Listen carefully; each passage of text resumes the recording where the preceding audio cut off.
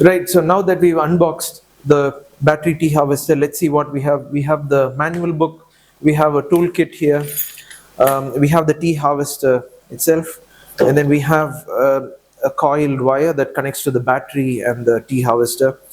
We have the battery here, and then we have the charger that comes in this white box.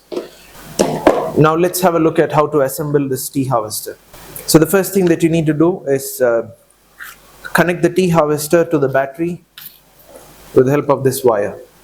So this goes in the tea harvester and this goes in the battery. So to do that, all you need to do is line up the cables. So if you see here, there's a matching port. So now we need to match the pins on the wire and then put it in the right way and then screw this on. So now one part is done, the second part goes into the battery. So again, match the pins.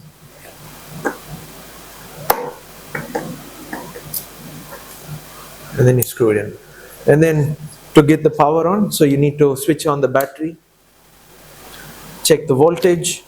If it's anything between 24 and above, then you're good to go, because this is a 24 volt battery. It can charge up until 28 volts. It can't go beyond that.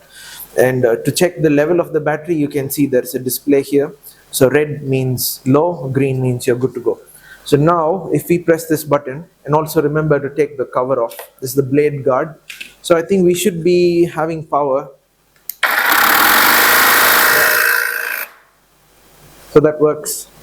Okay, so we have a coiled wire that helps with stretching. So now let's look at how to charge the battery.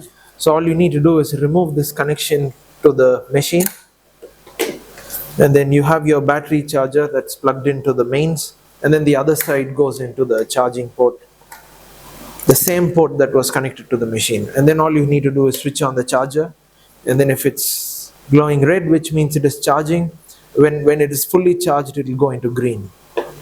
So it's best to leave the battery in off when it is charging, but once in a while you can switch it on to see how much it has charged, and then you'll see the voltage here.